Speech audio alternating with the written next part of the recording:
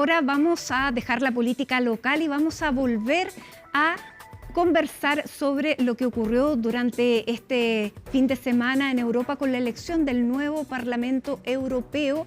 Vamos a hacer el análisis de los resultados de estas elecciones con Paulina Astroza, directora del Centro de Estudios Europeos de la Universidad de Concepción.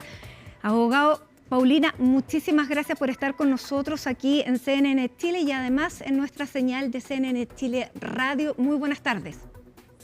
Hola, muy buenas tardes, Mati. Un gusto de nuevo estar contigo. Así es, Paulina. ¿Qué es lo que tenemos que entender de lo que ocurrió durante este fin de semana en Europa? Porque sabemos cuáles son más o menos las grandes conclusiones que sacan los países más importantes de la Unión Europea, los que tienen más peso, pero a nivel general, para que vayamos entendiendo el todo y después nos vamos yendo a las partes más específicas. Mira, es muy importante tu pregunta en el sentido que si bien son 27 elecciones, porque son 27 Estados miembros, cada uno de ellos elige un número determinado de eurodiputados atendiendo a su población.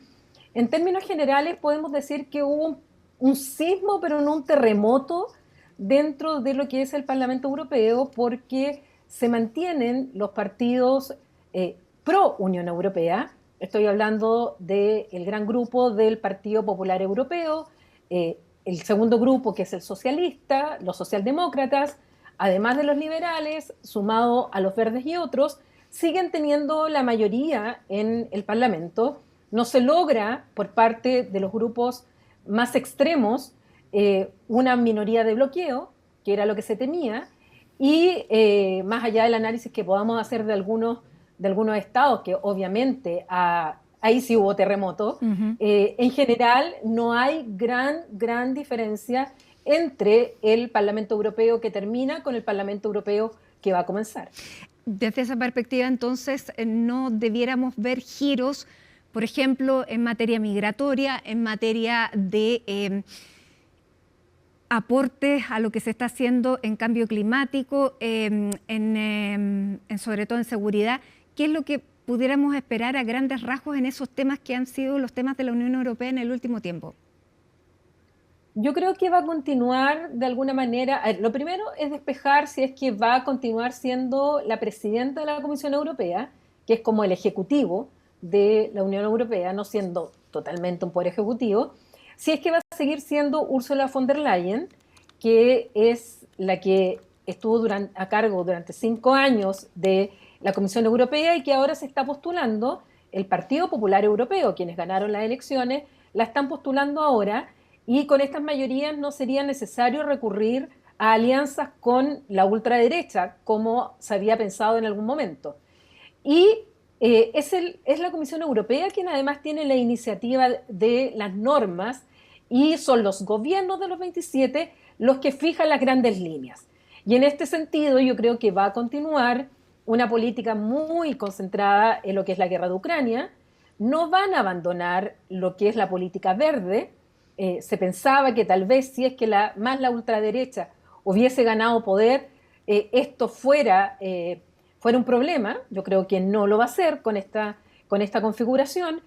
Van a seguir con la transición ecológica, necesitan no seguir dependiendo del petróleo y gas ruso, necesitan transformar toda su fuente para llegar a la carbono, a la descarbonización al año 50, y para ello, obvio que van a seguir con el Pacto Verde y esta agenda que no solo los verdes, que cayeron como partidos políticos en esta elección, tienen este tema, sino que ya los otros partidos lo han incluido en su agenda.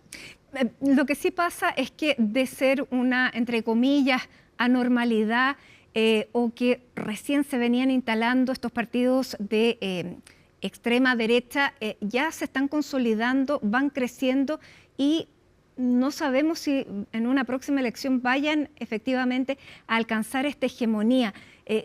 ¿Cómo han ido avanzando? ¿Cuál crees tú que puede ser esta evolución? Bueno, nadie tiene la bola de cristal, pero pareciera que el camino que va es hacia el crecimiento.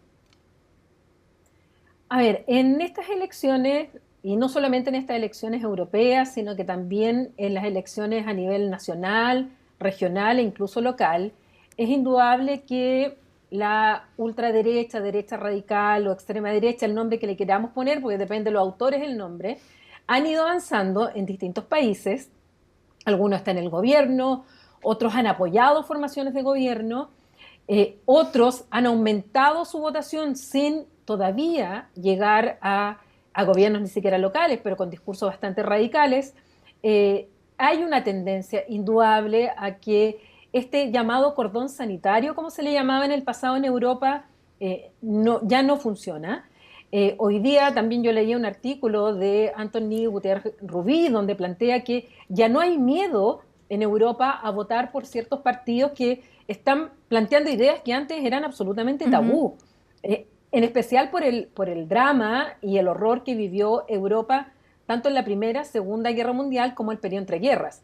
Eso se ha roto de alguna manera, y en estas elecciones la verdad es que 9 países vieron aumentado de alguna manera a esta ultraderecha. En 2 países de ellos, en Malta e Irlanda, no existe, y en 14 países más o menos se mantuvo estable.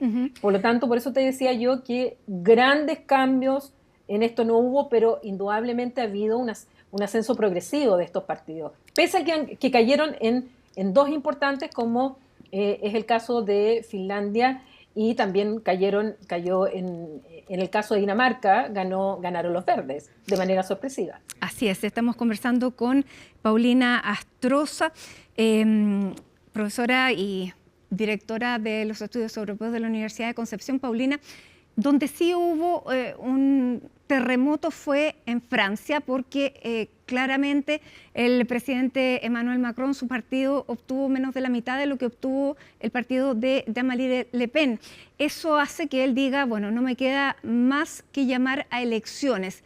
¿Qué significa este llamado de elecciones y cuánto pudiera debilitar una figura que hoy se ve como el líder europeo, entre comillas, más europeo, que más defiende los principios, la estructura de la Europa tal como la conocemos después de Angela Merkel?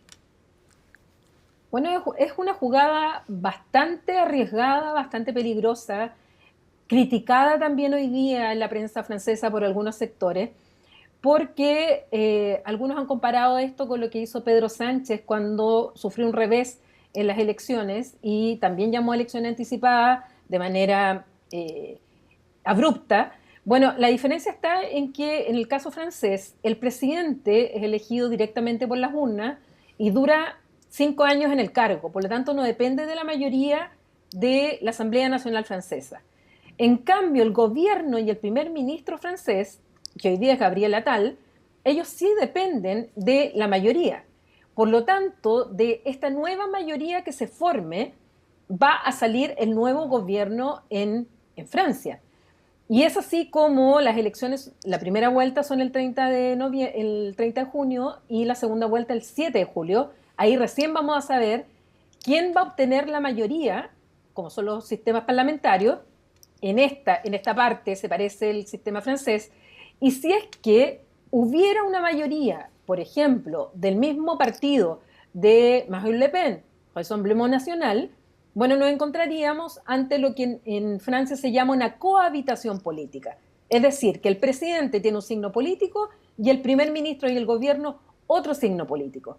Esto ha ocurrido en el pasado en Francia, pero esta sería la primera vez que se da entre alguien liberal, pro-europeo absoluto, gobernando al mismo tiempo con la extrema derecha, que es contraria a Europa y además totalmente con un discurso soberanista totalmente contrario al del presidente. Además, pudiera ser este delfín que tiene Marine Le Pen, que es bastante joven, lo conversábamos con Laura Soto, que tiene solamente 28 años y que pudiera ser la figura que asumiera eventualmente la figura del primer ministro para que posteriormente Marine Le Pen pueda postular a la presidencia y no desgastarse en este periodo. Es una alternativa, pero yo creo que en una de esas hasta Marine Le Pen sea quien vaya ahora como primera ministra, porque es la jefa de gobierno, es quien gobierna. En cambio, quien iba como cabeza de lista de Rassemblement National, lo más probable es que pudiera seguir como eurodiputado y liderar dentro del Parlamento Europeo a estos grupos y sobre todo al grupo al cual pertenece Rassemblement Nacional, porque en el Parlamento Europeo hay dos grupos digamos, de ultraderecha. Uno, que es lo que se llaman los conservadores y reformistas, donde está Fratelli d'Italia de Meloni, donde está Vox y donde está el Partido por la Justicia y la Libertad del PiS de Polonia, pero hay otro que se llama Identidad y Democracia, donde está justamente el partido de Le Pen con el de Matteo Salvini. Y estos dos grupos no necesariamente tienen las mismas ideas y ahí hay una rivalidad también entre Meloni y Le Pen. Entonces, no sé, yo creo que todavía hay mucho por decidir y yo veo que si Marine Le Pen ve la posibilidad de ser primera ministra hoy día y gobernar, porque tiene posibilidades, tiene funciones de gobierno, yo creo que por ahí va más su camino que dejar a, no recuerdo ahora el nombre del cabeza de lista que tenía, dejarlo finalmente como primer ministro. No sé, yo creo que todavía está abierto mucho y ver qué es lo que va a pasar, porque ya hoy día se estaba llamando a crear el Frente Popular, es decir, la izquierda, para no permitir que haya mayoría en la Asamblea Nacional Francesa por parte de la ultraderecha. Jordan Bardella es el nombre de este joven ahí está, delfín, Jordan Bardella. Sí. Que, claro, ahora no tenemos el nombre tan a mano. Quién sabe si en un futuro va a ser demasiado popular este nombre. Vamos a ver cómo siguen entonces los movimientos políticos. Paulina Astroza, te queremos agradecer este contacto a esta hora con CNN Chile en este día después de las elecciones del Parlamento para entender a grandes rasgos qué es lo que está ocurriendo. Así que muchísimas gracias. Gracias a quienes nos ven y a quienes nos escuchan a través de nuestra señal en CNN Chile Radio. Aprovecho de contarles que ahí tienen el código para escanear y pueden entonces entrar directamente por esa vía a la señal digital de nuestra radio. Con esta invitación y ahí con Paulina Astroza nos vamos a la pausa y ya regresamos.